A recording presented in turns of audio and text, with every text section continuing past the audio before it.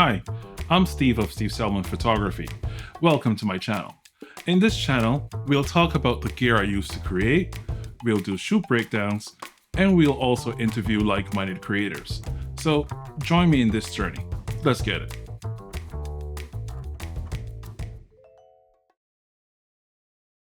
Hi guys, welcome back to the channel. Today I have another special guest. I know I keep saying that they're all special, but to me they are. Today is Aracelie. Aracelie, say hi. Hi. So Aracelie is my good friend, and she's also a film student, and she basically does a lot of documentary work while she's in school. So I'll let her talk a little bit of what she's doing and, you know, just tell you a little bit about herself. Oh, hi world. How you doing? Hope you're having a good day so far. I have been a documentary filmmaker since the time I was 13. Wow.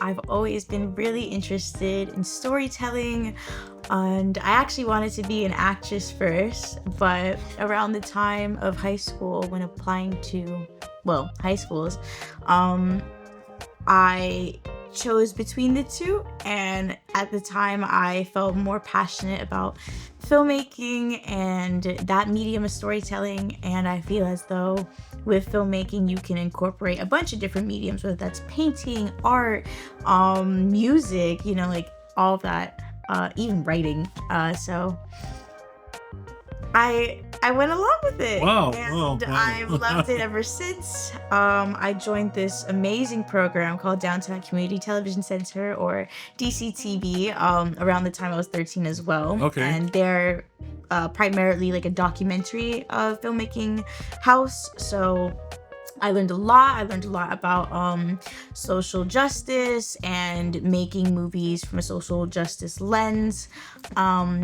And then from there, I did that till I was 18, and then I got accepted into SUNY Purchase College, and then I've been in that BFA up to now, and I'm currently working on my senior thesis. So that's really cool. that's pretty much my journey. What's actually really cool is that you've been inspired to be a filmmaker since you were 13. When I was 13, I didn't know what the hell I wanted to do. But that is really cool. So, you know, I know that your family is made up primarily of artists. What did they do to influence you in your journey? Honestly, by just being my family and just being themselves, they influenced me. I mean, my dad is an illustrator. My mom is very imaginative. She loves telling stories. She loves watching films, and she's the one that will watch like the documentaries with me. My family and I, we always went to the movies, and It's like right before the movie, be like, okay, what do you think this film is going to be out of 5 stars? And then, like, you know, after the movie, we would talk about like our favorite parts and our worst parts. And it's actually funny. I remember there's this one specific movie, Elysium. We were in the movie theater and we were watching it, and I remember the camera just being really like shaky, and I said it out loud. I was like, this camera is too shaky. And my dad was like, that was like probably his proudest moment. Right, because, you know, cameras show tension, and the shakiness of that camera, you want the audience to feel that tension that, you know, they're trying to to show. Right. And translate onto like the screen. Yeah. Even for me, I was also inspired by, you know, I love the idea of Bonds, you know, like, you know, all the Bond movies, they transport you, you know, they do. You know, they take you on a journey, and for like 2 hours or 2.5 hours or whatever time it is, you're just not even in a movie seat. You're there with the actor, and that's the goal, you know, of watching these big ticket items. Yeah, that's really cool. So you're also a teacher's assistant. I am a teacher's assistant. Wow. So I've been a teacher's assistant since around, I want to say between my freshman and sophomore year of college. I started assistant Pretty early teaching. on. Yeah, I started assistant teaching at DCTV actually over the summer. Okay. They have these summer media intensives, which is essentially like you get a group of students between ages of like around 14 through 18, and within the month you got to make a full movie. Wow. Edit, shoot, scored, credited. That's impressive. Talk about like just throwing you into the fire and you gotta. It pretty much is. I think it's a really effective learning experience, and it's also really cool. fun too. Because something that I've learned to love about assistant teaching is just seeing how other people's creativity and creative ambitions can inspire you and yourself. Like, even there are times when, you know, obviously at school it's very film heavy, and there are times when I'd like to maybe like take a step back and focus on other interests that I have. But when I get to be an assistant teacher, even in taking a step back, that creativity fuels me, and it makes me think like, wow, like I think it's so beautiful how you could be like of any age and have these big ideas and these big imaginations, and seeing people turn into reality is, I think, such a beautiful process. That is really impressive. And I've also gotten to be an assistant teacher at my school as well, which has been really fun. And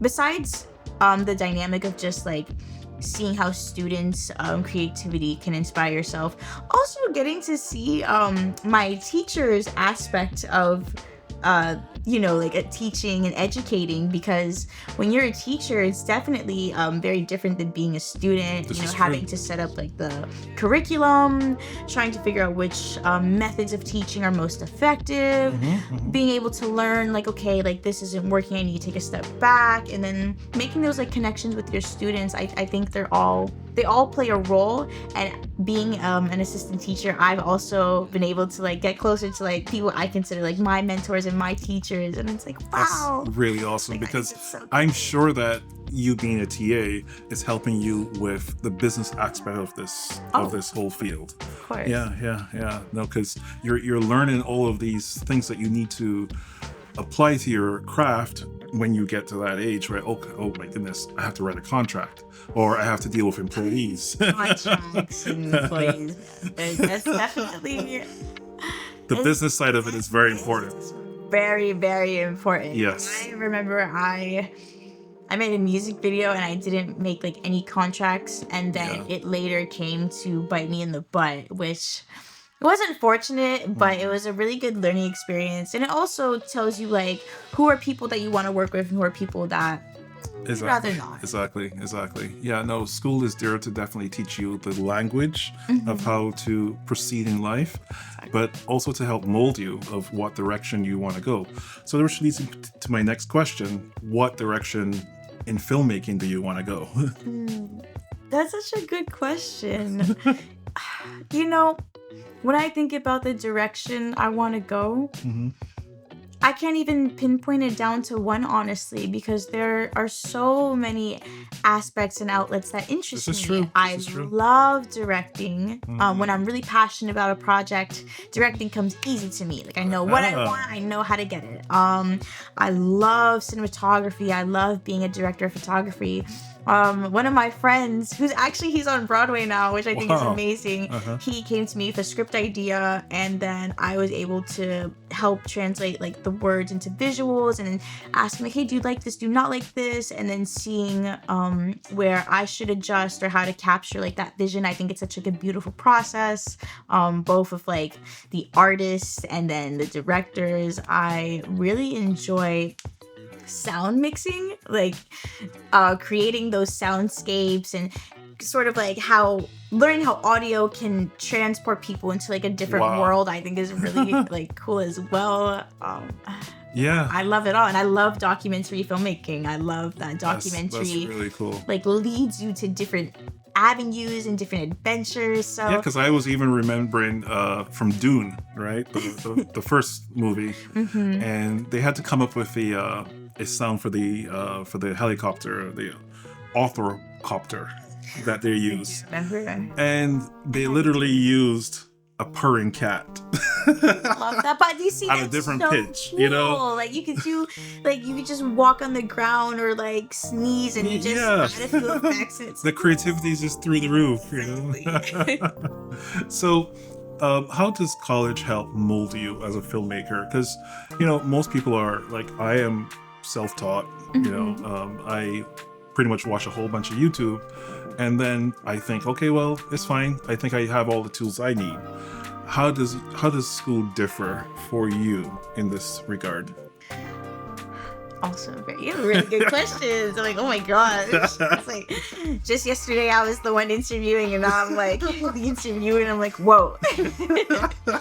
But I would say that for one thing, being able to go to like say my conservatory, for example, I've learned a lot about different types of equipment. So because I love my toys. I love to play with the toys. This is a toy that I have, but part of this toy is also from my school. You see, you have like the EF to F, like Metabones adapter. There's like this 14mm lens. It's prime, like it doesn't seem like a lot at first, but as you continue on like with the journey. And this is the A7S3. Oh, this is the A7S3, yes. Right, yes. Shout out to Steve, because he really put me on that. But being able to learn about access to equipment, I think, is really important, because even if you don't necessarily have that equipment in your own arsenal, when you go on sets or bigger productions, for sure, you can jump right in and hit the ground running. The real world, no one buys $40,000 cameras. We all rent them. So, they're teaching you the disciplines of the real world from the beginning. Exactly. The school has a rental house, so let's get the students started in starting that process of renting. Exactly. Yeah, no one needs to buy, or invest in, $100,000 cameras and lenses. That's really cool, because I'm living vicariously through you when you post your stories of, you having a shoulder rig red with, Hollyland transmitters and... I gotta go to the gym. You gotta go to the gym. Gotta work it out. Work it out. I would definitely say another thing about school is I feel like school teaches you the rules, and then from there you kind of learn, okay, which rules do I want to apply to myself, my craft, and which rules do I want to break. Therein lies, yes, the secret sauce. Yeah. Exactly. Yeah, that's really cool. So what kind of stories do you want to tell through the work that you're creating? What do you want people to leave with, in the stories that you're telling? Because I know you're doing a lot of documentaries and short films. What is your niche so far? What is my niche? That's such a good... I'm gonna keep saying that's such a good question. But making you think here today. No, I drank my coffee when I did.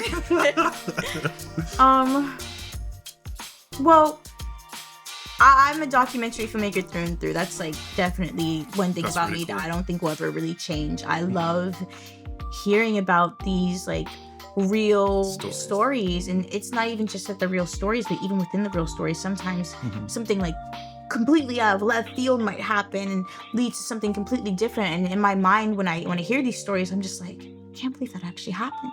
So there's always a love of documentary filmmaking. I always have. I really love experimental films. I love dance films.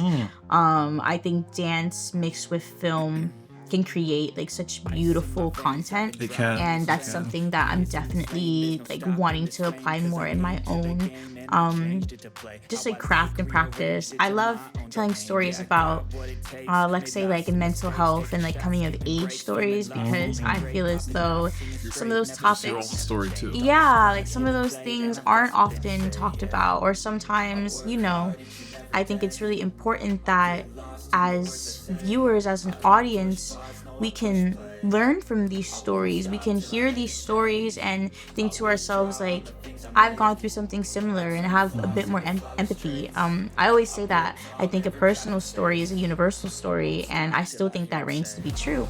That's pretty cool. I love TV shows. I'd love to make a TV show of my own.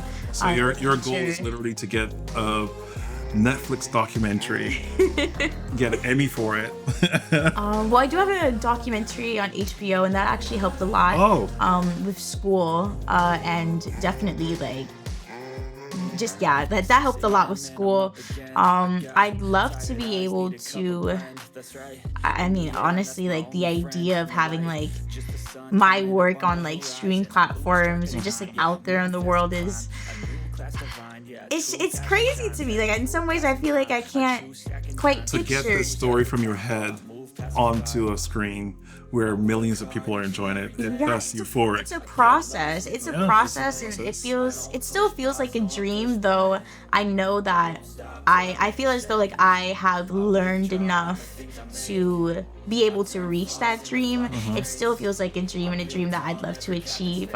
So just the thought of it just leaves me like out of words. Like what?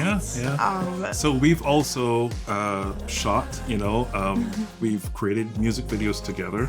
I think it was like 2 of them we've worked on so far. Yeah. This is really cool. We've been in the woods till 2 a.m. filming a music video. That was one of them. Very fun. Yeah. Very fun. And we've also done some personal projects together. You've come on and helped me, with some, personal projects here in the studio. Modeling is pretty cool. I feel like you've introduced me more. Yes, to and that's what I was modeling. just going to get to, that you've actually now been in front of the camera to have that feeling of being, in front of the camera. I'll throw some of those images up. And so what basically are your favorite movies that inspire you? I know you've mentioned Elysium, but Oh, that's not my favorite movie. oh, okay. Elysium. I mean, it was a interesting movie. It was an interesting movie. Got it. Favorite is push it a little bit. Which one? Favorite, or the saying that Elysium is my favorite movie. Oh, okay. That's just a movie. That movie was the movie that sort of like woke my Got you thinking. cinematographer brain Yes, up, because yes, I was yes. like, something about this I'm not liking. What is it? For me, that was Tenet. Really? Yes. Honestly, no, I thought Tenet was good. It's just that sometimes I feel like if I have to think a lot, if I'm doing math during the movie, it's like, wait, I need a second. Maybe Like maybe it's like struggling. my brain is about to explode. Yeah. No, I like movies like that. Yeah. Some of my favorite movies, I love The Thing by John Carpenter. Okay. It's one of my favorite movies. I have never watched it. So good. I gotta watch So it. good. The Thing from John Carpenter.